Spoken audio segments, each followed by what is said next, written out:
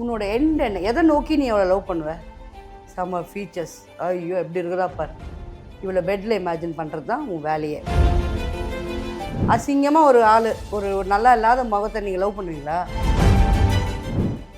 உன் கண்ணுக்கு அவன் அழகாக இருக்கணும், டாலாக இருக்கும், உனக்கு ஏற்ற மாதிரி இருந்தால் உனக்கு பிடிக்குது இல்லை, நீயும் அவனை எங்கே இமேஜின் பண்ணுற? அங்கே தான் இமேஜின் பண்ணுற. ஸோ இது பேர் லவ் கிடையாது, லஸ்ட்டு. என்ன வேணாலும் கேளு. வாழ்க்கையில் ஒரு பர்சனை பார்த்து இதை கேட்கவே கூடாதுன்னா கூட நீ அந்த கேள்வி கேளு, அதுக்கும் உண்மை தான் சொல்லு. ட்ரெண்டிங்காக போயிட்டு இருக்குல்ல ma'am, red flags green flags அப்படின்றது. இப்போ உங்களை பொறுத்த வரைக்கும் இதெல்லாம் என்னோட ரெட் ஃப்ளாக்ஸ் ரிலேஷன்ஷிப் பொறுத்த வரைக்கும் அப்படின்னா என்னென்ன? ரிலேஷன்ஷிப்பே ரெட் ஃப்ளாக் தான். எல்லாரும் வந்து நான் ஒரு லவ் பண்ணேன் லைஃப்பில் அப்படின்வாங்க. நான் தான் பல லவ்ன்றல. அதனால அந்த லவ் ஸ்டோரிஸை தெரிஞ்சிக்க மக்களுக்கு கிடையாது, கேட்குற உங்களுக்கு ஆர்வமே தவிர மக்களுக்கு வந்து அவ்வளோ டைம் கிடையாது. இந்த மாதிரி எத்தனை லவ் பண்ணாங்கன்னு இப்போ ரொம்ப தேவை, இது நாட்டுக்கு தேவையான்னு இப்போ வரும் கமெண்ட்டில். உன் வயசை தாண்டி தான் நான் வந்திருக்கேன். ஓ இவ பேசுகிறா, இவ ஒரு பெரிய ஒழுங்கு மாதிரி பேசுகிறா, என்றைக்கு நான் ஒழுங்குன்னு நான் சொல்லியிருக்கேன். கேரக்டரை நான் அவங்கள அப்படி ஹர்ட்டாக பேச முடியாது. ஓகே, அவங்க மனசு விட்டு அவங்க என்னை நம்பி வந்திருக்கிறாங்க, உங்களை நம்பி, உங்கள் சேனலை நம்பி வரல. I am the best, I am always the topic. Tamil news நேயர்களுக்கு வணக்கம். இன்னைக்கு நம்ம கூட ரொம்ப பியூட்டிஃபுல்லான ஒரு சோல் இருக்காங்க. அதாவது ஒரு ஆக்ட்ரஸையும் தாண்டி, ஒரு ஸ்டாரையும் தாண்டி எல்லார் மனசுலையும் இப்போ ஒரு அம்மாவா அப்படியே நிலைச்சு நிற்கிறாங்க. ரொம்ப ஹாப்பி மேம் உங்களை வெல்கம் பண்ணல. அம்மானே அட்ரஸ் பண்ணலாம்ல? ஷூர். ஓகே, அதாவது ஒரு ஆக்ட்ரஸ்ல இருந்து அம்மா அப்படின்ற ஒரு ஜேர்னி வந்து எவ்வளோ அழகா இருக்கு. இப்போ உங்களுக்கு எவ்வளோ ரசிச்சு போயிட்டு இருக்கீங்க இந்த ஜேர்னில? இது வந்து எப்படி சொல்றதுன்னா, இது ஜேர்னியாக நான் பார்க்கல, இதுதான் எனக்கு பிடிச்சது. ஓகே, ஸோ சடனாக நடக்காமல் ரொம்ப கிராஜுவலாக நடந்த மாதிரி இருக்குது. ப்ராபப்ளி ஒரு 10 வருஷம் 20 வருஷம் முன்னாடி நடந்திருந்தால் நான் இது எனக்கு ஒரு என்னடா இப்படி என்ன திடீர்னு அம்மான்னு கூப்பிட்றாங்கன்னு ஒரு ஷாக்காக கூட வந்திருக்கலாம். இப்போது ஆல்மோஸ்ட் 49. ஓகே, அடுத்த வருஷம் 50 ஆக போகுது. அதனால் ஓகே, ஏஜுக்கு ஏற்ற மாதிரி நம்மளை அம்மான்னு கூப்பிட்றாங்க அப்படின்னு சந்தோஷமாக இருக்குது. ஏஜையும் தாண்டி ஒரு அன்பா இருக்கட்டும், இல்லைன்னா உரிமையா திட்டுறது. ஏன்னா எல்லா வீட்லயும் வந்து இப்போ அந்த குக் வித் கோமாளியில பார்த்தப்ப அப்படிதான், ஒரு அம்மா பையனா இப்படிதான் இருப்பாங்க, ஒரு அம்மா பொண்ணுனா இப்படிதான் இருப்பாங்க, உரிமையா திட்டுவாங்க, சண்டை வரும், அன்பு மட்டும் இருக்காது அப்படின்ற மாதிரி இருந்தது. ஸோ எல்லா விஷயமும் கலந்து அந்த வயசையும் சேர்த்து தான் அம்மான்ற ஒரு வார்த்தை உங்களை நோக்கி வருதுன்னு நினைக்கிறேன். அண்ட் முக்கியமா அதையும் தாண்டி இந்த அன்பையும் தாண்டி உங்களை அதிகமா பாக்குறது வந்து போல்ட்னஸ் அப்படிம்பாங்க. உங்களை பொறுத்த வரைக்கும் போல்ட்னஸ்னா என்ன? எல்லாத்துக்குமே இதுக்கான தனி டெஃபினேஷன் இருக்கும். இப்போ என்னோட டெஃபினேஷன் எப்படின்னா, எப்படியுமே ஒரு நாள் சாவ போகிறோம், எல்லாருக்குமே அது உண்டு. உயிருக்கு பயந்துக்கிட்டு யாருக்காகவும் அடிபணிஞ்சு போகிறது தான் எனக்கு பிடிக்காது. நான் ஆண்டவன் ஒருத்தனுக்கு தான் பயப்படுவேன். ஆண்டவன் வந்து எல்லாருக்குமே என்ன சொல்லியிருக்காருன்னா, பொய் பேச வேண்டாம், ஒருத்தருக்கு துரோகம் பண்ண வேண்டாம், இந்த மாதிரி அதெல்லாம் நான் ஃபாலோ பண்ணுறேன். ஸோ அவ்வளோ உண்மையாக இருக்கிற நான் யாரை பார்த்து பயப்படணும்? அப்படி யாரை பார்த்துமே பயப்படல, நம்ம உண்மையாக நடந்துக்கிறோம். இப்போ உன்னை பற்றி ஆன ஒரு விஷயம் என்னை சொல்லுன்னு கேட்டினா, உன்னை பற்றி எனக்கு என்ன பிடிக்காதுன்னு சொன்னால் நான் அப்படியே சொல்வேன், இது பிடிக்கலம்மா அப்படின்னு. ஓகே, இப்போ அதுதான் போல்ட்னஸ்னால் அது நீங்கள் அப்படி எடுத்துக்கிறீங்க போல்ட்னஸ்ன்னு. மற்றபடி ரொம்ப பயப்படுவேன், கடவுள் ஒருத்தனுக்கு ரொம்ப பயப்படுவேன். அங்கே ஒன்று மனிதர்களுக்கு பயமே கிடையாது. ஆனால் இந்த பக்குவம் வந்து முன்னாடி இருந்தே இருந்ததா மேம்? ஏன்னா ஒரு கட்டத்தில் தானே அந்த ஒரு மெச்சூரிட்டி வரும், யாருக்கும் பயப்பட வேண்டாம். இல்லை, எனக்கு இது முன்னாடியிலேருந்தே அது எங்கள் அப்பா சொல்லி கொடுத்தது. ஆக்சுவலி ஒரு சின்ன திருட்டுத்தனம் பண்ணேன். 10 ரூபா கொடுத்தாரு ரஃப் நோட்டு வாங்க சொல்லி. என்னென்னோ வாங்கிட்டு ஒரு 2 ரூபா நோட்டு மட்டும் அந்த ரஃப் நோட்டுக்குள்ளே வச்சுட்டேன். நாளைக்கு ஸ்கூலுக்கு போய் இந்த பள்ளி மிட்டாய் வாங்கி சாப்பிட்லான்னு ஐடியா பண்ணி அதை வச்சேன். எங்கள் அப்பா என்றைக்குமே இல்லாமல் நோட்டு கொடுத்தோடனே வாங்கி வச்சுக்கினார். என்ன வாங்கிட்டு வந்த? நோட்டு வாங்கிட்டு வந்தேன் டாடி. வாங்கி வச்சுக்கிட்டு அவர் ஏதோ அங்கே பேசின்னு நான் சும்மா அந்த நோட்டை இப்படி பண்ணினே இருந்தார். அதில் ஒரு 2 ரூபா இருந்துச்சு. இது என்னன்னாரு, மிச்சமாச்சு டாடின்னு. சரி, ஏன் கொடுக்கலன்னாரு. ஆக்சுவலி அது நான் நாளைக்கு செலவுக்கு வச்சுக்கிட்டேன்னு சொல்லியிருக்கலாம். அது என்ன சொல்கிறதுன்னு தெரியாமல் ரொம்ப போய் பேசுகிறேன். அப்பா சொன்னார் ஒரே வார்த்தை, டாடி இதில் மிச்சமாச்சு, இதை நான் வச்சுக்கிட்டேன், எனக்கு வேணும் டாடி, நாளைக்கு நான் இதை வாங்கி சாப்பிடணும். முடிஞ்சிருச்சா? ஆமாம். ஒரு பொய்க்கு எத்தனை பொய் நீ சொன்ன? பொய் குட்டி போட்டுக்கிட்டே இருக்கும், அந்த எல்லாத்துக்கும் நம்ம பதில் தேடணும். அப்போ எனக்கு சொன்னார், பொய் மட்டும் பேசாத பேட்டான். You believe it or not, எனக்கு ஒன்று நடக்க போகுதுனாலும் நான் போய் பேச மாட்டேன். ஆனால் உன்னை காப்பாற்றணும் அப்படின்னா நான் போய் பேசுவேன். அது உன்னை காப்பாற்றுதுன்னு நான் பேசுவேன், என்னை காப்பாற்ற போகுதுனாலும் நான் பேச மாட்டேன். ஓகே. ஸோ இது வந்து அதுக்கப்புறமா தான் எனக்கு புரிஞ்சிச்சு இதுதான் கடவுள்னு. அப்படி எனக்கு அப்பத்துலேருந்தே இந்த புரிதல் இருக்குது. ஓகே. அப்படிதான் அதுதான் சொல்லணும். அதுதான் இந்த உண்மைக்கான காரணம். ஆமா. ஆனா உண்மை எந்த அளவுக்கு அதிகமா இருக்கோ, அந்த இடத்துல ஏமாற்றமும் அதிகமா இருக்கும். நம்ம எந்த அளவுக்கு உண்மையாவே இருக்கோம்னா, நம்மள நோக்கி அந்த ஒரு ஏமாற்றம் வந்துகிட்டே இருக்கும் இல்லையா? அது நீங்க ஃபீல் பண்ணியிருக்கீங்களா? ஆமாம். நம்ம மட்டும்தான் உண்மையாக இருக்கோம். நம்மளை சுற்றி எல்லாமே போய் தான் பேசுகிறாங்க. அதுவும் தெரியுது. தெரிஞ்சாலும் வேறு என்ன பண்ணுறது? இவங்களோட தானே வாழ்ந்தாகணும். ஓகே. நீ வேணா நீ வேணா நீ வேணா நான் தனியாக தான் நிற்பேன். அதனால அது வாழ பழகிட்டேன். ஓகே. ஆனா இத்தன என்ன வேணாலும் அஃபெக்ட் பண்ணலாம். ஆனா உண்மைய மட்டும் மாத்திக்க மாட்டேன். லைக் இல்லை உண்மை தான் பேசுவேன். ஓகே. எஸ். உண்மை தான் பேசுவேன். நீ இப்போ என்ன வேணா கேளு. ஆ. என்ன வேணாலும் கேளு. வாழ்க்கையில் ஒரு பர்சனை பார்த்து இதை கேட்கவே கூடாதுன்னா கூட நீ அந்த கேள்வி கேளு, அதுக்கும் உண்மை தான் சொல்லுவேன். ஓகே. எஸ். அந்த உண்மையா இருந்துட்டா அந்த ஒரு தைரியமும் கூடயே வந்துரும். ஏன்னா அது உண்மை, நான் மறக்க மாட்டேன்ல. ஆ. பொய் பேசினாதான். யோசிக்கணும். அதுவும் நடந்தது. நான் வந்து என்னோட ஒரு 2வது 3வது இன்டர்வியூ அப்போ முன்னாடி அப்போலாம் டெக்ஸ்ட் இன்டர்வியூ இவங்க தான் வருவாங்க, வீட்டுக்கு வந்து எடுப்பாங்க. அதில் ஒருத்தர்கிட்ட 12th படிக்கிறேன்னு, இன்னொருத்தர்கிட்ட வந்து பிகாமோ என்னவோ சொல்லிட்டேன். மறந்துடும்ல பொய்யெல்லாம். மறந்துட்டேன். ஆனால் ஃபஸ்ட்டு பிகாம் சொன்ன பாரு, அதே பிகாம்னு சொல்லியிருக்கலாம். 12th டிஸ்கண்டினியூ நம்புறேன், நான் 10th ஃபெயில். ஓகே. அவர் வந்து எந்த குரூப்பு அப்படின்னாரு. குரூப்னா என்னது? இப்போ வந்து குரூப்னா என்னன்னு நான் 12வது போலியே, 11வதே போலியே. அப்போ தானே இது என்ன ஃபஸ்ட் குரூப் செகண்ட் குரூப்லாம் சொன்னாங்க. தெரிலங்க, நான் பொய் சொல்லிட்டேன்னு. ஸோ இதெல்லாம் தான் நான் அந்த பொய்யிலேருந்து இந்த உண்மையே கேட்சப் பண்ணால் நம்ம மறக்க மாட்டோம். அவமானம்ல இது. ஆமாம். அந்த மாதிரி பல இடத்துல செருப்படிப்பட்டு இந்த அவமானத்தெல்லாம் புரிஞ்சுக்கிட்டு தான் அதனால உண்மையே பேசுகிறோம். 10th fail easy. என்ன என் கழுத்தை அறுத்த படிக்க, நான் தானே 10th ஃபெயில் ஆனேன். அதான் உண்மை பேசுறது. உண்மையே ஒரு தனி கான்ஃபிடன்ஸை கொடுத்துக்கிட்டே இருக்கும் நம்மள கண்டிப்பாக. தவிர. ஆமாம். ஓகே. அண்ட் இந்த மாதிரி நிறைய சிச்சுவேஷன்ஸ்ல உண்மையாவே இருந்துட்டு இருக்கப்ப என்னைக்காவது நம்ம இவ்வளோ உண்மையா இருக்கோம், நமக்கே இவ்வளோ கஷ்டம் வருது அப்படின்ற மாதிரி தோணி இருக்கா? உண்மையா இருக்கவங்களுக்கு தான் நிறைய கஷ்டம் வரும். அப்படிலாம் இது இல்லை. அப்படிலாம் இல்லை. ஓகே. உண்மை சொன்னதில் என்ன கஷ்டம்? அவங்களுக்கு வேணால் கஷ்டமாக இருக்கும், நமக்கு என்ன கஷ்டம்? கேட்குறவங்களுக்கு கஷ்டமா இருக்கும். ஆமாம், நமக்கு ஒரு கஷ்டமும் கிடையாது. ஒரு கஷ்டமும் இல்லை. ஓகே. இப்போ நிறைய பேர் வந்து உங்ககிட்ட அதிகமாக வந்து உங்களுடைய லவ் ஸ்டோரிஸ், கல்யாண ஸ்டோரி அந்த மாதிரி கேள்விகள் நிறைய நோக்கியே வரும். பட் ஏதாவது ஒரு இடத்துல என்ன எப்போ பாரு இந்த கேள்வியை என்கிட்ட கேட்டுட்டு இருக்கீங்க, இந்த கேள்விகள் மட்டும் என்கிட்ட கேட்காதீங்கன்ற மாதிரி ஏதாவது தோணி? அப்படிலாம் இல்லை. என்னன்னா எல்லாரும் வந்து நான் ஒரு லவ் பண்ணேன் லைஃப்பில் அப்படின்வாங்க. நான் தான் பல லவ்ன்றல. அதனால அந்த லவ் ஸ்டோரிஸை தெரிஞ்சிக்க மக்களுக்கு கிடையாது, கேட்குற உங்களுக்கு ஆர்வமே தவிர மக்களுக்கு வந்து அவ்வளோ டைம் கிடையாது. இந்த மாதிரி எத்தனை லவ் பண்ணாங்கன்னு இப்போ ரொம்ப தேவை, இது நாட்டுக்கு தேவையான்னு இப்போ வரும் கமெண்ட்டில். இது ரொம்ப நாட்டுக்கு தேவையான விஷயமானு. இல்லை நாட்டுக்கு என்ன தான் தேவைன்னு அவங்களுக்கும் புரியாது, எழுதுறவங்களுக்கும் புரியாது. ஸோ அதனால கேட்டுக்கிட்டே இருக்காங்க இந்த ஒரு கேள்வி. ஓகே. அண்ட் இப்போ நிறைய ரூமர்ஸும் வரும் இல்லையா ஒரு லைம் லைட்டில் இருக்கப்ப, இந்த ஒரு ரூமர் பார்த்து ரொம்ப கோவப்பட்டதுன்னா எந்த ரூமராக இருக்கும்? அதெல்லாம் கோவம்லாம் வராதுமா. அது ரூமர்னு தெரிஞ்ச பிறகு கோவம் வருது. எப்படி இப்படி ஒன்று யோசிச்சாங்க, இப்படி ஒரு பொய்யை எப்படி உருவாக்குனாங்க, அந்த மாதிரி ஏதாவது சிரிப்பு ரொம்ப வந்தது? சிரிப்புனா எனக்கு வந்து த்ரோட் கேன்சரு, அப்புறம் எனக்கு வந்து நான் செத்துட்டேன் பெங்களூர்லேருந்து கார் ஆக்சிடெண்ட்டில் 2 வாட்டி செத்துருக்கிறேன். ஓகே. அந்த மாதிரிலாம் வரும். அந்த நியூஸ் இப்போ உங்களுக்கே ஷேர் பண்ணி அது உண்மையானலாம் வெரிஃபை பண்ணியிருக்கிறாங்க ப்ரொடியூசர்லாம். அந்த ஷூட்டிங் முடிச்சு தான் வந்திருப்பேன். அவர் பயந்துக்கிட்டே நடுங்கிக்கிட்டே எல்லாம் ஃபோன் பண்ணுறாரு. நான் தான் எடுக்கிறேன். அம்மா அனிதா பாகுந்து கதா அப்படின்னு. என்னண்ணா நல்லா தாங்கிறேன் நான், அந்த நியூஸ் பார்த்தீங்களா, ஒன்றும் இல்லை நல்லா தானே இருக்கிறேன் அப்படின்னு அந்த மாதிரி சொல்லுவேன். அந்த மாதிரி ரூமர்ஸ் தான் வந்திருக்கு. ஓகே. இப்போ உங்களை நினச்சி நீங்களே அதிகமாக பெருமைப்படுற விஷயம்னா என்ன? அப்படிலாம் எதுவுமே இல்லைம்மா. அப்படி எதுவுமே என்ன இருக்கு? உண்மையான அன்பு சம்பாதிச்சிருக்கோம் அந்த மாதிரி ஏதாவது ஒரு விஷயம் பெருமைப்பட?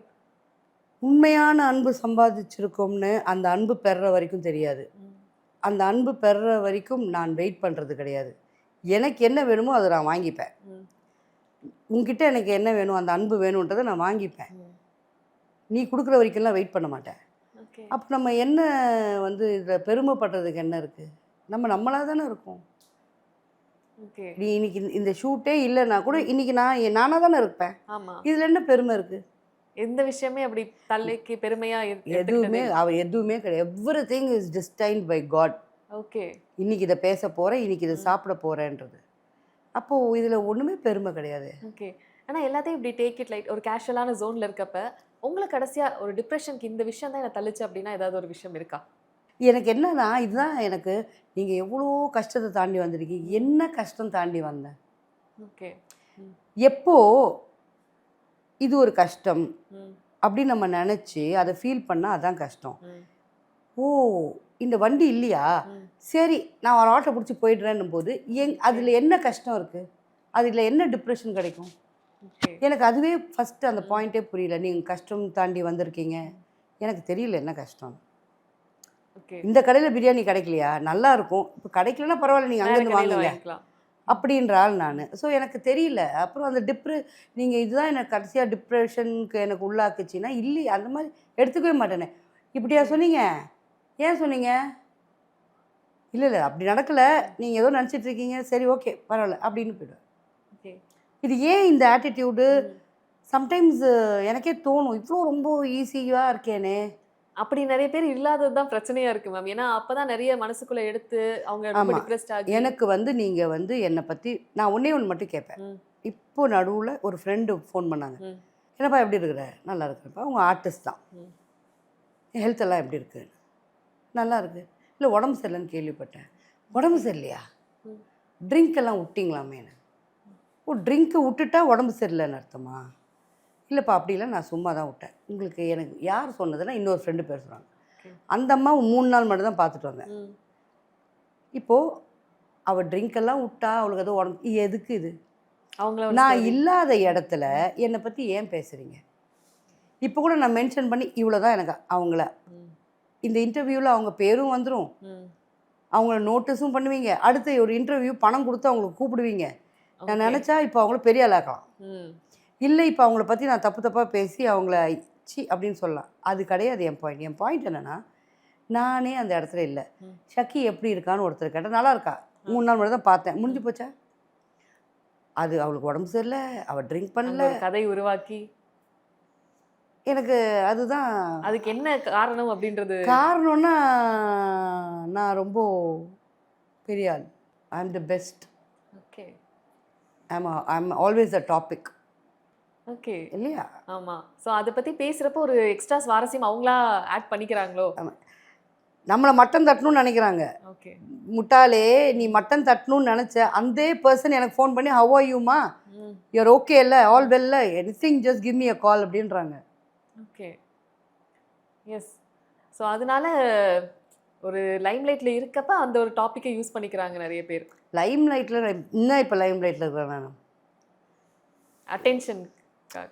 இல்லை, ம். அல்ஹம்துலில்லா, ஐம் சம்வேர், ம். I'm alive, I'm happy. ம். பட் என்னை பற்றி பேசும்போது இவ்வளோ நீங்கள் பேசுனீங்கன்னா I'm someone important, someone you are jealous of, okay. ம்.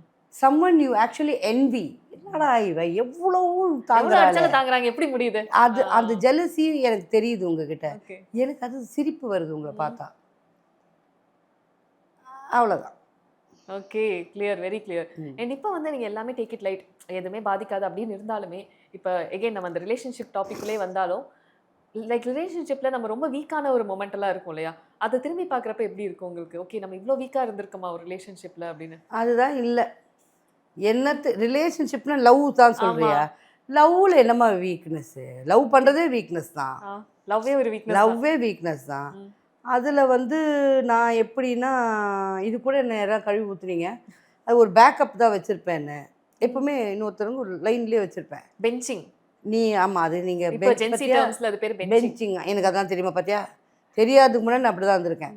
பட் இப்போ நான் அப்படி இல்லை. இப்போது லவ் இஸ் ஸோ போரிங். அந்த அவனை கேர் எடுத்துக்கிறதும் அவனுக்கு மதராக இருக்கிறதும் எனக்கு பிடிக்கிறது இல்லை. ஓகே.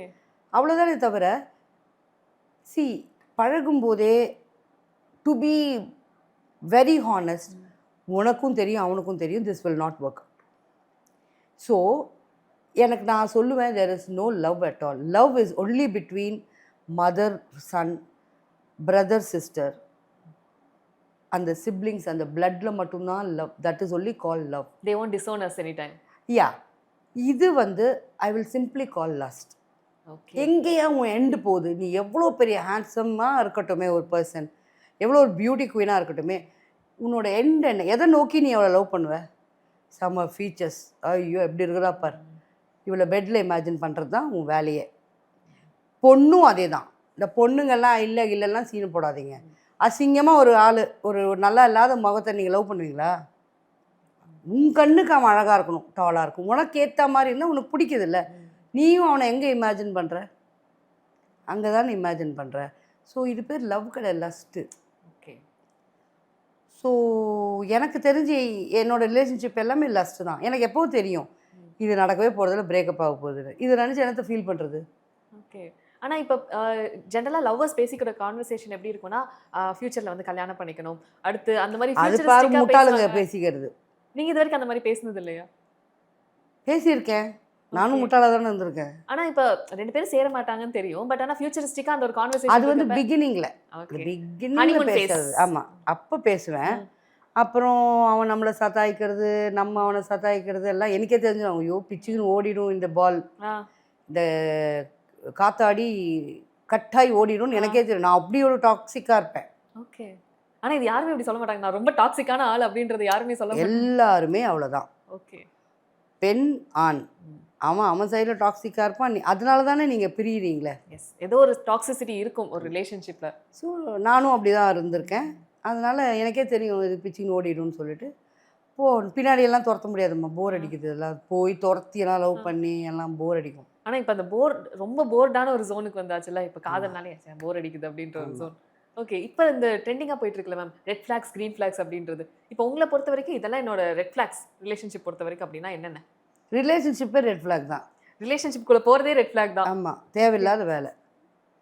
ஓகே. இப்போ நீங்க யாராவது பாப்பீங்களா இந்த கப்பல் பாக்குறப்ப இவங்க ரெட் ஃபிளாகா தான் இருக்காங்க, ஒரு ஆணோ பெண்ணோ, பட் இருந்தாலும் ரிலேஷன்ஷிப் செட் ஆகாது அப்படின்ற மாதிரிலாம் தோணி இருக்கா? நிறைய தோணியிருக்கு, சொல்லவும் சொல்லியிருக்கேன்.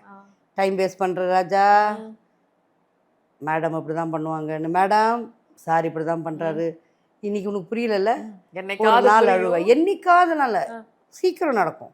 ஓகே. வித்தின் 15 days டைமோடு சொல்லுவேன். 15 நாள் நீ வந்து அழுவ என்கிட்டன்னு. அது 3ஆவது நாளே நடந்திருக்கு. ஓகே. ஸோ அந்த மாதிரி ப்ராபப்ளி எக்ஸ்பீரியன்ஸ் மேபி யா. எனக்கு நடந்தது தானே. இன்னைக்கு நீ உனக்கு என்ன ஒரு 20 வயசு இருக்குன்னு வச்சுக்கோயேன், உன் வயசை தாண்டி தான் நான் வந்திருக்கேன். இது வந்து நம்ம அம்மா சொன்னால் நம்ம ஏற்றுக்க மாட்டோம். உங்களுக்கு தெரியுமா, நீங்களாம் அந்த காலத்து பேசுகிறீங்க, இந்த காலத்தில் அப்படி இல்லை, நம்ம ஆர்கியூ பண்ணியிருக்கோம், அதை நம்ம ஏற்றுக்க மாட்டோம். இப்போ நானும் இது அட்வைஸாக சொல்ல மாட்டேன், இது நடக்கும் பாருன்னுவேன். அட்வைஸாக சொன்னால் தானே உங்களுக்கு நான் போர் அடிப்பேன். சேலஞ்சா சொல்லிட்டோம்னா அவங்க சேலஞ்சு கூட இல்லை, இது நடக்கும், கண்டிப்பா நடக்கும். இது இப்படி போய் நீ இப்படி வந்து நிற்ப அப்படின்னு சொல்லு. ஓகே. இப்போ அந்த வயசை பத்தி பேசுறப்ப mentally what is your age ma'am? Mentally எனக்குள்ள இப்பவே இந்த வயசுல தான் நான் இருக்கேன் அப்படின்னா 30, 35. 35. அதை கடக்கிறதுக்கு கொஞ்சம் கடினமா இருக்கு. லைக் நம்ம ஃபிசிக்கலா மாறினாலுமே மென்டலி நம்ம அந்த ஏஜ்ல தான். அதனால் இப்படி கேட்டதால சொன்னேன். இல்லைன்னா உண்மையாவே என்ன ஏஜ் மேம் மென்டலி? உண்மையாகவே நான் இப்போ என்னோட ஏஜ் என்னவோ அப்படி தான் இருக்கேன். ஓகே. நான் வந்து இப்போவே வந்து அடுத்த வருஷம் January 13 தான் 50 வருது. ஆனால் நான் இப்போ 15 தான் சொல்லுவேன். ஆனா அது எல்லாம் குறைச்சிட்டே தான் இருப்பாங்க. இப்போ ஒரு அதுதான் ஏன்னு எனக்கு புரியல. எனக்கு டிக்கெட் போடுற ஒருத்தர் இருக்கிறார், தங்கராஜ்.